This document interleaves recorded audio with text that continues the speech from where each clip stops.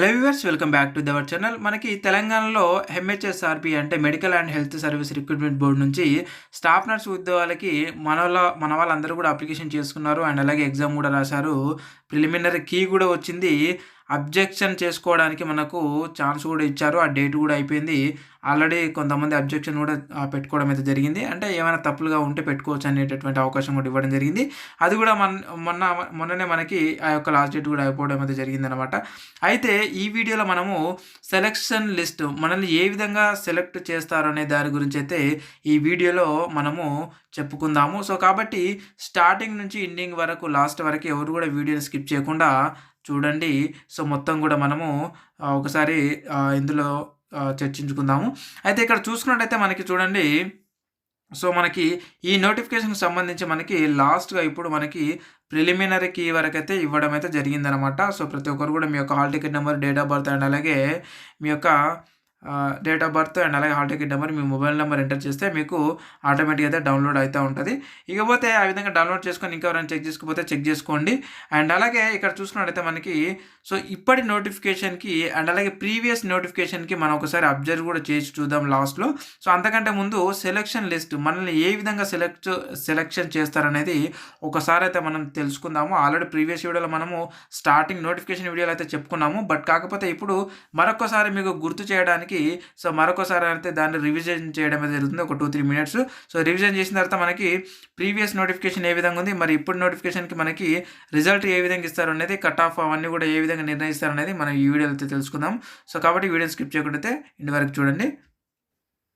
చూడండి, ఇది మనకి నోటిఫికేషన్‌లో ఇచ్చినటువంటి సెలక్షన్ ప్రొసీడర్ అన్నమాట ఇది. సో సెలక్షన్ ప్రొసీడర్ అంటే మిమ్మల్ని ఏ విధంగా సెలెక్ట్ చేస్తామనేది మనకు పర్టిక్యులర్‌గా నోటిఫికేషన్‌లో అయితే ఇవ్వడం జరిగింది. సో ఇక్కడ చూసినట్టయితే మనకి మొత్తం కూడా 100 పాయింట్స్ మీద అంటే 100 మార్కుల మీద మనకి ఈ యొక్క జాబ్ అయితే మనకి డిపెండ్ అయి ఉంటుంది. సో గుర్తుపెట్టుకోండి, 100 మార్కులు ఉంటాయి. సో 100 పాయింట్స్ అంటే 100 మార్కులు. 100 మార్కులకి ఈ యొక్క ఉద్యోగం అయితే డిపెండ్ అయి ఉంటుంది మీ మీద. అయితే ఈ 100 మార్కులను మరి ఏ విధంగా తీస్తారంటే చూడండి, ఒక్కసారి చూడండి, మరొక్కసారి వినండి. సో 80 పాయింట్స్ వచ్చేసి మనం రాసినటువంటి రిటన్ టెస్ట్‌లో మనకి ఎన్ని మార్కులు వస్తే అన్ని పాయింట్స్ అనమాట. 40 మార్కులు వస్తే 40 పాయింట్స్ అండ్ అలాగే 50 వస్తే 50 పాయింట్స్ ఈ విధంగా ఉంటాయి. సో మిగతా 20 పాయింట్స్ మీకున్నటువంటి ఎక్స్‌పీరియన్స్ ప్రకారము నిర్ణయించడం జరుగుతూ ఉంటది. ఆ ఎక్స్‌పీరియన్స్ కూడా మళ్ళీ ఏ విధంగా చేస్తారంటే చూడండి ఇక్కడ. సో మనకి 20 పాయింట్స్ ఏ విధంగా ఉంటాయి అనంటే సో పర్టిక్యులర్‌గా అయితే ఇవ్వడం జరిగింది. మీకు ఏ విధంగా యాడ్ చేస్తారంటే చూడండి, ట్రైబల్ ఏరియాలలో మీకు గనక ఎక్స్‌పీరియన్స్ ఉంటే అది కూడకంగా సో మనకి స్టేట్ గవర్నమెంట్ హాస్పిటళ్ళల్లో లేదంటే ఇన్‌స్టిట్యూషన్స్‌లలో లేదంటే ప్రోగ్రామ్స్‌లలో ఓకే. మీరు ఏదైతే కాంట్రాక్ట్ లేదా ఔట్‌సోర్స్ కింద పనిచేసి ఉంటే గుర్తుపెట్టుకోండి. కాంట్రాక్ట్ లేదా ఔట్‌సోర్స్ కింద పనిచేసి ఉంటే ఎక్కడ ట్రైబల్ ఏరియాలలో మీరు పనిచేసి ఉంటే అక్కడ 6 నెలలు పనిచేస్తే మీకు ఈ 20 మార్కులలో 2.5 మార్క్స్ మీకు యాడ్ అవుతాయి. ఈజీగా యాడ్ అయిపోతాయి అనమాట. అంటే ఒక 6 నెలలకి 2.5 అంటే ఇంకొక 6 నెలలు కలిపితే మనకు 1 ఇయర్ అవుతుంది కదా! 1 ఇయర్‌కి మనకి 5 మార్కులనైతే కలుపుతున్నారు. గుర్తుపెట్టుకోండి, 1 ఇయర్‌కి మనకి 5 మార్కులనైతే కలపడం జరుగుతా ఉంది. ఎక్కడ ట్రైబల్ ఏరియాలో మనం వర్క్ చేస్తే. అండ్ అలాగే సో మనం ఇక మీరు క్యాలిక్యులేషన్ చేసుకోవచ్చనమాట. ఎన్ని సంవత్సరాలు చేస్తే అన్ని 5 మార్కులు మనకి 20 వరకైతే మనకు కలపడం జరుగుతా ఉంటది. ఇక ట్రైబల్ ఏరియా కాకుండా సో మిగతా ఏరియాలలో ఎవరైతే వర్క్ చేస్తారో వాళ్ళకి 2 పాయింట్స్ ప్రతి 6 నెలలకి 2 పాయింట్స్‌నైతే వాళ్ళు యాడ్ చేయడం జరుగుతా ఉంటది. అంటే 6 నెలలు మనకి 12 నెలలు అంటే ఒక 1 ఇయర్ అయితుంది కదా! సో 1 ఇయర్‌కి సంబంధించి మనకు ఎన్ని మార్కులంటే 4 మార్కులైతే ట్రైబల్ ఏరియాలలో కాకుండా ఏ క మీరు ఎక్కడైనా సరే మీరు వర్క్ చేసి ఉంటే వాళ్ళకి ఇయర్‌కి 4 మార్కులనైతే కలపడం జరుగుతూ ఉంటది.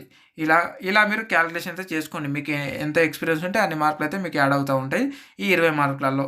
ఇక ఈ యొక్క 20 మార్కులు అండ్ అలాగే మీకొచ్చినటువంటి ఏవైతే 80 మార్క్స్ ఉంటాయో అవన్నీ మీరు ప్లస్ చేసుకోండి. ప్లస్ చేసుకుంటే మీకు ఎన్ని మార్క్స్ వచ్చినాయనేది మీకు ఈజీగా అయితే ఐడెంటిఫై అవుతుంది. ఇక దాంతో పాటుగా మనకి చూడండి, ఇక నెక్స్ట్ వన్ వచ్చేసి మనకి ఇక్కడ చూసుకున్నట్టయితే సెలక్షన్ ప్రాసెస్ వచ్చేసి ఈ విధంగా అయితే ఉంటుంది. అయితే ఈ యొక్క సెలక్షన్ ప్రాసెస్‌కి సంబంధించి మనకు లాస్ట్ టైమ్ ఆల్రెడీ ఒక నోటిఫికేషన్ రిలీజ్ అయింది. ఆ నోటిఫికేషన్ ఏ విధంగా వాళ్ళు సెలక్షన్ ప్రాసెస్‌ని అయితే చేశారు. ఇప్పుడు మనకి రిజల్ట్ వచ్చింది. ఓకే. రిజల్ట్ వచ్చిన తర్వాత మరి మనకి ఇంకా నెక్స్ట్ ఏమి ఇస్తారు అంటే ప్రిలిమినరీకి ఇచ్చారు. ప్రిలిమినరీకి ఇచ్చిన తర్వాత మనకు ఫైనల్‌కి ఇస్తారు. ఫైనల్‌కి ఇచ్చిన తర్వాత సో మళ్ళీ ఏమి ఇస్తారు అంటే మన కట్ ఆఫ్ మార్క్స్ ఇస్తారా? లేదంటే డైరెక్ట్ ప్రొవిజనల్ లిస్ట్ వాళ్ళు రిలీజ్ చేస్తారా?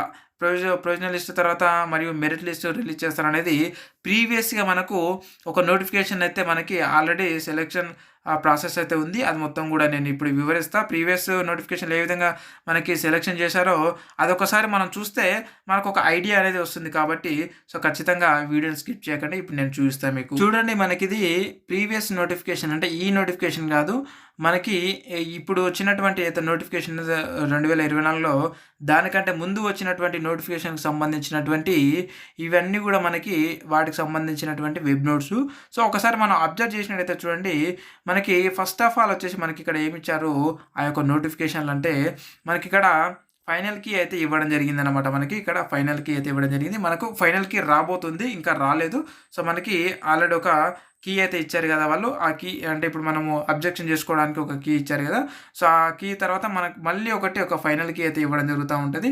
సో ఈ ఫైనల్ కీ వచ్చిన తర్వాత మరి మనకి చూడండి సో డిక్లరేషన్ ఆఫ్ మనకి ఇక్కడ ఏం ఇచ్చారు వాళ్ళు declaration of marks and other details of applicants అని చెప్పేసి ఒకటైతే మనకు వెబ్ నోట్ అయితే రిలీజ్ చేయడం అయితే జరిగిందనమాట.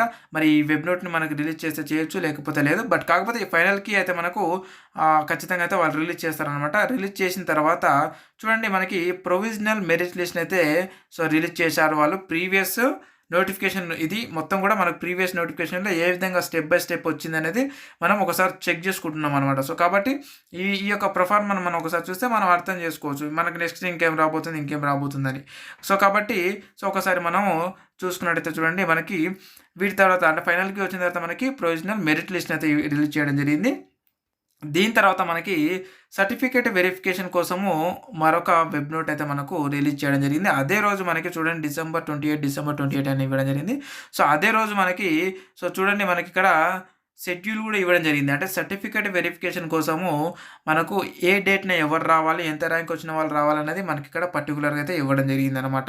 అంటే డేట్ కూడా ఇవ్వడం జరిగింది. సో దాని తర్వాత మనకి చూడండి మనకు డిసెంబర్ 28కి వచ్చిన తర్వాత మనకి జనవరి 13 ఇది లాస్ట్ టైమ్‌దనమాట. సో జనవరి 13లో మనకి staff nurse recruitment web notice అంటే ఏదో ఒక వెబ్ నోటీస్ అయితే మనకి ఇవ్వడం అయితే జరిగింది. అది దేనికోసం అంటే మన కట్ ఆఫ్ ర్యాంక్స్ గురించి అనమాట. అంటే 27 జనవరికి మనకేమిచ్చారు చూడండి cut off ranks of staff nurse recruitment cut off ranks. ఇప్పుడు ఇవన్నీ డౌన్లోడ్ చేస్తే కూడా వస్తాయి.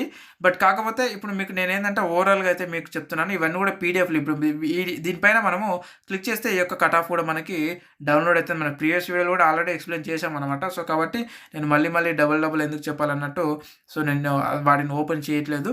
జస్ట్ మీకు చూపిస్తున్నాను అనమాట. మనకు ప్రొఫార్మా ఏ విధంగా ఉంది అనేది. సో లాస్ట్ టైం అది ఒకటి మనం చూద్దాము.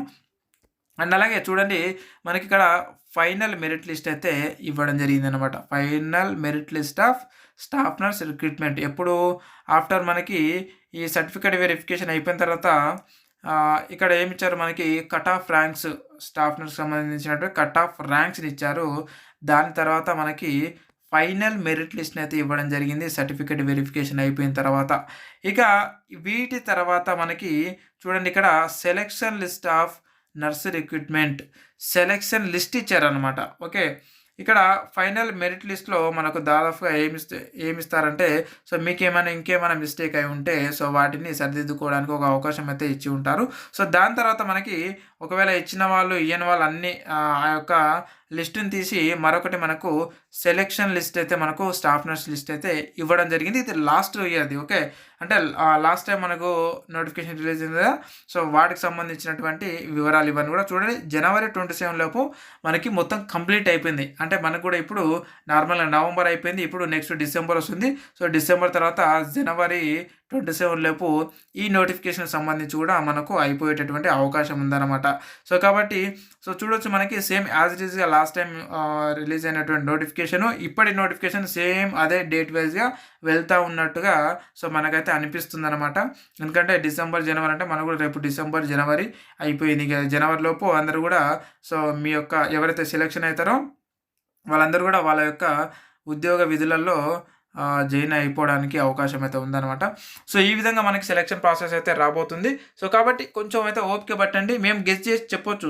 ప్రతి యూట్యూబరు, ప్రతి ఎవరైనా సరే గెస్ చేసి మీకు ఎంత ర్యాంక్ అంటే ఎన్ని మార్కులు వచ్చిన వారికి మీకు ఉద్యోగం రావచ్చు అనేది గెస్ చేసి మీకు అనలైజ్ చేసి చెప్పొచ్చు. బట్ కానీ అది తాత్కాలిక ఆనందం అనమాట. ఇది తాత్కాలికమైనటువంటి ఆనందం మనకు అవసరం లేదు. కాబట్టి దానికి ఎవరు కూడా సపోర్ట్ చేయకండి. దానికి ఎవరు కూడా అటువంటి వాటికి అలవాటు పడకండి, తాత్కాలికమైనటువంటి ఆనందానికి. కాబట్టి అందరూ కూడా కొంచెం వెయిట్ చేయండి. ఓకే. మనకు మెరిట్ లిస్ట్ వచ్చేంత వరకు కొంచెం వెయిట్ చేయండి. అది మన గవర్నమెంట్ నుంచి అనౌన్స్ అయిన తర్వాతనే మనం తీసుకుందాం. అప్పటి వరకు మీరు ఎవరు కూడా అంటే చాలామంది కామెంట్ చేస్తూ ఉన్నారు, చేయండి అని చెప్పేసి. మనకు కానీ వేరే యూట్యూబర్స్ అందరూ కూడా చేస్తున్నారు. కాబట్టి ఎవరు చేసినా ఉడకంగా కొంచెం తాత్కాలికమైనటువంటి ఆనందాన్ని పొందే అవకాశమే తప్ప మనకి ఎలాంటిది అంటే పర్ఫెక్ట్గా పర్టికులర్గా అయితే రావడం కొంచెం కష్టమే. అటు ఇటు వస్తే ఒక 30% రావచ్చు ఎవరు చేసినా సరే. కాబట్టి ఆ 30% ఎందుకు, మనకు 100% వచ్చేంత వరకు ఒక 1 వీక్ అట్లా వెయిట్ చేస్తే మనకు ప్రతి లిస్ట్ అయితే రిలీజ్ అవుతుంది. కాబట్టి ఇన్ని రోజులు మనం ఓపిక పెట్టుకొని ఉన్నాం. మనకు రిజల్ట్ వచ్చేంత వరకు కొంత ఓపిక పెట్టుకొని ఉండండి. ఇది నేను అందరినీ కోరుకున్నది. ఇది ఫ్రెండ్స్. అండ్ అలాగే ఇంత దూరం మీరు చూసుకుంటూ వచ్చారంటే ఇలాంటి వీడియోస్ మీకు ఖచ్చితంగా అవసరమని తెలుస్తుంది. కాబట్టి ఖచ్చితంగా కొత్త వాళ్ళు ఎవరైనా వచ్చినట్టుంటే ఖచ్చితంగా మన ఛానల్ సబ్స్క్రైబ్ అయితే చేసి పెట్టుకోండి. మరొక ఉద్యోగ నోటిఫికేషన్ వీడియోలో ఖచ్చితంగా అయితే కలుద్దాం. అండ్ ఇలాంటి అప్డేట్స్ కోసం ఖచ్చితంగా మరొకసారి చెప్తున్నాను, కొత్త వాళ్ళు ఎవరైనా వచ్చినట్టే ఖచ్చితంగా సబ్స్క్రైబ్ అయితే చేసి పెట్టుకోండి. అండ్ మీకు ఏమైనా డౌట్స్ ఉంటే కింద కామెంట్ రూపంలో అయితే ఖచ్చితంగా అడగండి. ఎక్కడ నుంచి నేను ఖచ్చితంగా అయితే క్లారిఫై ఇస్తాను. ఇప్పుడు పెట్టినటువంటి 24 అవర్స్లో మీరు కామెంట్ చేస్తే నేను మీకు రెస్పాన్స్ చేయడానికి కొంచెం తొందరగా స్పీడ్గా ఉంటుందన్నమాట. కాబట్టి ఈ వీడియో అయిపోయిన తర్వాత నెక్స్ట్ వీడియో మళ్ళీ అప్లోడ్ చేసే కంటే ముందే మీరు నాకు కామెంట్ చేస్తే మీ యొక్క డౌట్స్ ఏమైనా ఉంటే కొంచెం క్లారిఫై చేయడానికి కొంచెం వీలుగా ఉంటుంది. వేరొక వీడియోని నేను అప్లోడ్ చేసిన తర్వాత ఈ వీడియో కింద కామెంట్ చేస్తే అప్పుడు కొంచెం చూసుకోవడానికి లేట్ అవుతుంది. కాబట్టి కొంచెం అంత స్పీడ్గా రాకపోవచ్చు. ఇది friends. And thank you very much. And మరొక ఉద్యోగ నోటిఫికేషన్లో మళ్ళీ కలుద్దాం. Thank you very much.